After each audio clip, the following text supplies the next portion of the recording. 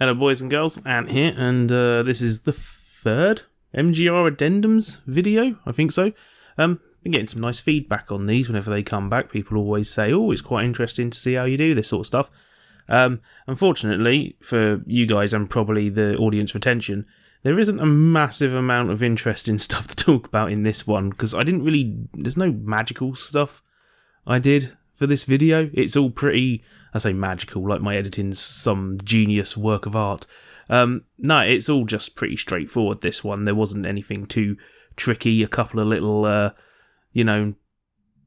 barely any animations. It was all pretty simple and straightforward, because it's the nature of the game is pretty chill. It didn't need anything zapping about the screen or anything. But, we'll have a look at it. This might end up being quite a short video. We'll go straight to the intro. Let's just start straight away, shall we? How you doing? Hope you're good. Yeah, we're going to start. This is my recommends episode on Wilmot Warehouse. Ooh. I did want this zoom to be a little bit smoother than it ended up as. But the thing is that I wanted a moment where I mention lining up 4 lines in Tetris to sync up with the narration, and I also wanted to zoom into the black. I should have just faded to black or something. I've done a fast zoom at the last second. I don't know. But there's a bit where it ramps up that I wasn't too super happy with. That was at Electronic Arts. I used to work for EA Games, which means I'm evil. I worked for an evil corporation, as we all know. Boom, there you go. Amy said she liked that. And yeah, I should have done a different thing on the zoom there, but I wanted it to go in right here. I could have used better footage. I don't know, but it's fine. It's fine, it came out alright. Boom. I didn't steal the thumbnail from the video this time. Sometimes I make the thumbnail in the video and then just screenshot it to make the thumbnail. But I didn't. I was lazy. I do like this game. I played it the first time. I had it on a Humble Trove when... yeah, it's available on Humble Trove. That's the original version of the game on there. The one that doesn't have the multiplayer and stuff.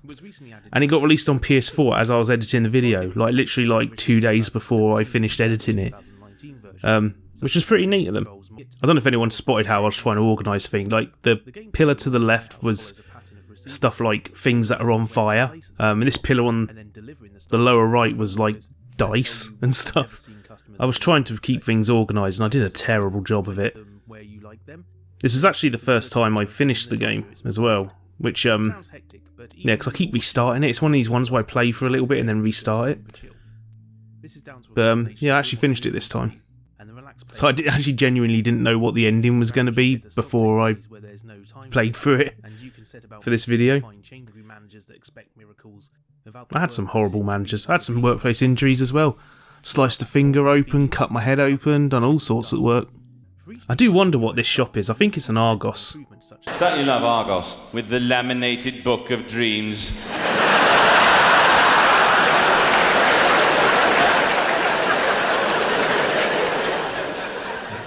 You know why it's laminated, don't you? To catch the tears of joy.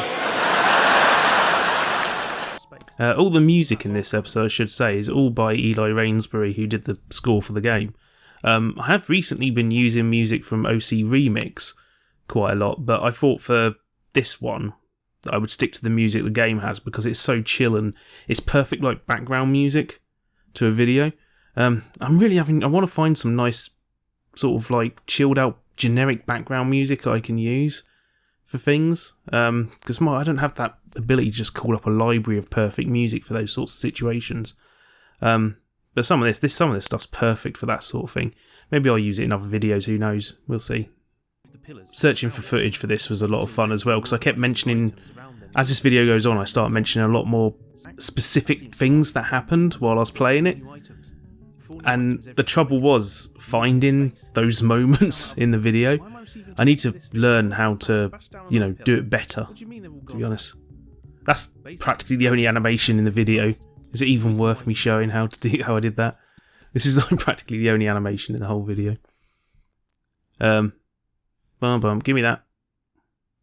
Deep breaths. Start here, fade in at the bottom on the opacity, fade out at the end. and then just a simple rotation and zoom out. And I copy and pasted that into later. I did the same thing with the lower thirds when I do my videos now. I just do the first lower third, get it spot on, and then copy and paste it into the other areas. The footage in this is largely linear as well, although you do get a little glimpse of Borky there. Bless Borky. But the video footage is largely linear. I did, like, as I went through, I skipped to the different parts. Here's something I should friggin' mention. Can you see how grey this looks down here? This footage. That's the base keyframe. This has been a gripe of mine with the Elgato for some time. The colour balance on the videos is like on the captures from Elgato is way off. This clip here, I've had to knock it down to -30 to make it dark enough, and I can't figure out why, because by default it looked like this when I captured it, which that's not how it's meant to be. You see that white bar on the left? Ooh, your black levels should be around there. So the first point where it goes, boom, black. That's your black level. You can do that with video as well. If you want to do video and you've got a nice bit of black in the image and paper white and all this sort of stuff, like the white elements of your image should be up here somewhere, ideally. So, you know, there's not really any white in this image though. It should be higher, because this is the Lumetri scopes and all that sort of thing. That's, you know, that's like where the colour grade is and all this sort of thing. I never really understand what these are, but some people do. But these colours are actually a creamy colour. It's not quite white. But for some reason my recordings on my Elgato, especially from the Xbox, have been bleached out like crazy recently. It's not so bad with the Switch. I find I only need to knock it down like 7 stages. But that has been an ongoing problem the last few months. It never used to be that way either. I do wonder if it's something with my PC even, like the way it handles colours or something.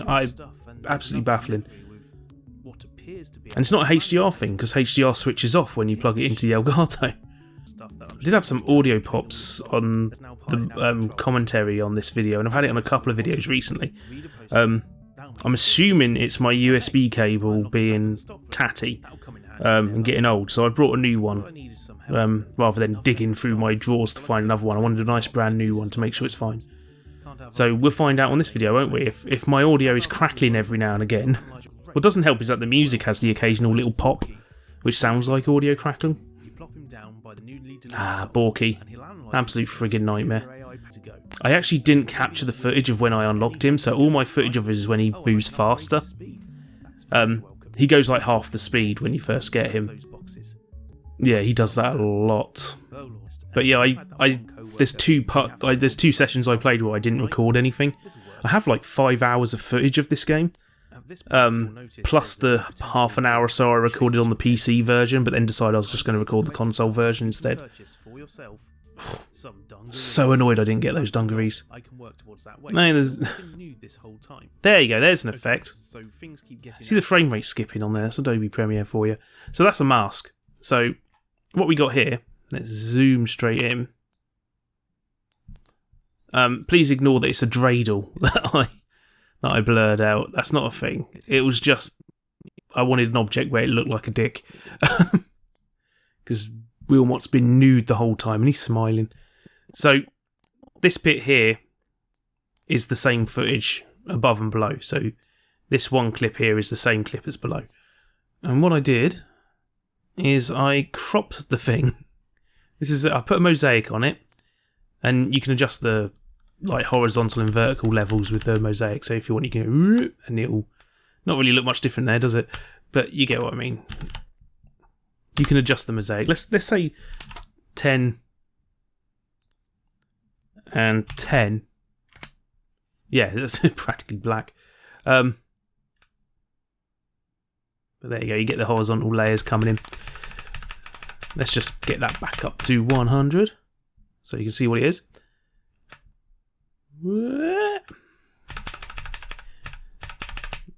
Mosaic effect's a fun one. It's a classic. I used to use that to block out people's gamer tags if they came online, but I can't be arsed anymore. But I literally just cropped, because luckily it's a square. I did try doing polygon masks and stuff at first, and I was fiddling with them, and I was like, you know what, just literally crop it. I could literally just like move this. Even though it basically comes down to a tiny square on a zoomed in image. like, Wilmot always stays dead centre in the screen, so I didn't need to track it to anything. So all I need to do is mask it to that, and when Wilmot moves, it's in exactly the same spot.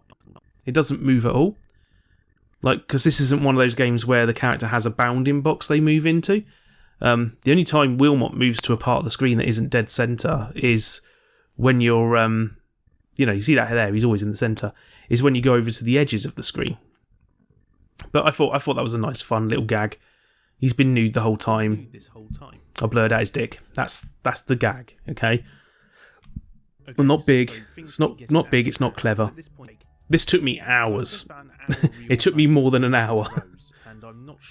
It took me an hour when I recorded me reorganising, which I don't show much of.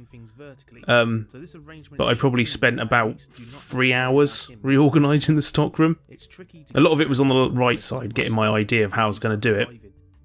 Classic Borky stack in there. Yay! I dissed the map earlier. I think that's an alright organisation if I had less stuff. I honestly thought it was going to do something like make the warehouse bigger. I honestly didn't think it was going to end the game. This area is my lights area, and the bit above is flowers and nature. See, I all had a plan. I was hoping I'd get some of the more weird items, because there's a bunch of items in the game that look like something, and you might think, oh, that's like a hot dog or something, and then you'll get another item that sort of makes you think, oh, maybe that's the hot dog. I want to show. I didn't show that much. The fun zone. The fun zone. I like switching on the fun zone. When you go to there and it goes fun zone, it goes whee! I love that. I love this game's mostly made by just two guys. Obviously the music's Eli Rainsbury, but it's Richard Hogg and Richard Haggett who worked on it. I can't remember what else they worked on. I should think about that. This is me coming back after I've been fired to tidy up, which is something I'd probably do in real life. Yeah, you'd have to theoretically do at least 3 playthroughs to see every item, but what items you see are random. But this was a nice simple episode. I only had 2 games, as you can see there, that were used for footage. I couldn't think of much else to put in with it. That was one. This is when I'm reorganising this time lapse. I didn't make this. The time lapse is a thing in the game. So this isn't me doing some crazy editing trick to do the time lapse. It is actually just a thing that's in the game. Where was I? I forgot where I was. But yeah, I wanted to do this. I wanted to cover this game ages ago, but I couldn't think of how to package it with other games. Like I did the free rad games thing a while ago. And I couldn't think of any similar sort of games that had that chill out thing that I've been playing recently. So, I would have thought, a chill game recommendations or something. But I couldn't really think of anything. So we just ended up with Wilmot's Warehouse being on its own. I thought this was only going to be like a 6-minute episode, but it ended up at 9, so it ended up a bit longer than I expected, which is good, because I didn't want to, do a really short video for you. I feel a bit cheeky. Especially because of the Patreon, and like every time I'd make one of these videos, people get charged on Patreon, and especially because some people bumped up their Patreon pledge to me after I posted this video, which was lovely. But yeah, I didn't want to shortchange people, so at least I got 9 minutes out of it. Which, like the Hero Quest video I did ages ago, I think that was the shortest one before this. And there's a moment in that where I kind of blatantly dragged it out a little, and I spaced out some of the text to try and make it a little bit longer. But yeah, I thought it was a nice simple episode to do, and I hope people liked it. So that was the Wilmot's Warehouse video. That's a nice short Addendums vid as well. Not really a massive amount to say because I didn't do anything too tricky. This is what I was saying in previous ones, where I might do might compile a couple together into one Addendums video at some point. But, for now, 1 per episode. We'll see how it goes. The next episode, I'm not sure what I'm doing yet. I haven't really decided. There's been a whole bunch of games that I'd love to do. But I'm kind of thinking I might do something PlayStation 1, but don't hold me to that. It might be something different. I would like to do games that you guys can actually buy, but right now I'm at a loss of what to cover, because every game I do, every type of video I do for this, like the last 5 Mellow Gaming Recommends have all been very different videos from one another. And none of them are like rocketing off in views or anything. So hopefully I can find something that will be interesting. But I'm feeling retro for the next one. just dedicated retro video, which I know we did that a couple of videos ago, but, it's getting to the PS1 era, maybe. Yeah, there's a couple of games I can think of for that. But anyway, thank you for watching. If you're interested in the Patreon, then do, click the link that'll be on the end slate here. Check it out. It's nice. It helps me because I'm jobless right now. I actually cut a line from this episode. Do you want to hear the line that was cut from the episode? Let's see. It'll be... It'll be here, I think. That's Wilmot's warehouse. Yeah, okay, so let's drag this over here and we can... Pop that there. Let's drag it out and reveal the line that was missing. The next line I had here was... But you know what? I had fun. I had fun.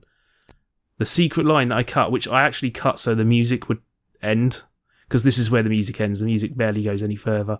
I actually cut that line to fit in here, but also because it sounded a little bit like begging, and I was aware I've got a Patreon, so I didn't really want to make it sound like begging. But, here it is. I got fired.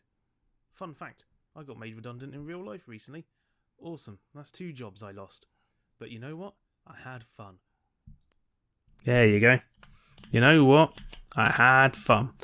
Fun fact, I didn't actually lose 2 jobs, recently, 3 jobs with this.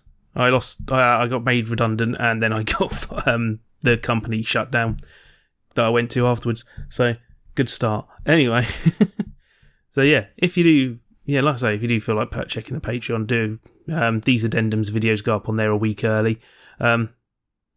And we're heading towards another goal now. The other goal where I would basically back someone else's Patreon.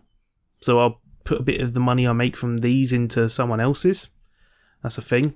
But yeah, thank you for watching. I'll catch you later. Hope this hasn't been too rambling. And I mean, I know there's not much to talk about in this one, but I said I would do these. Thanks for saving, Adobe. Anyway, I'll catch you later. Bye.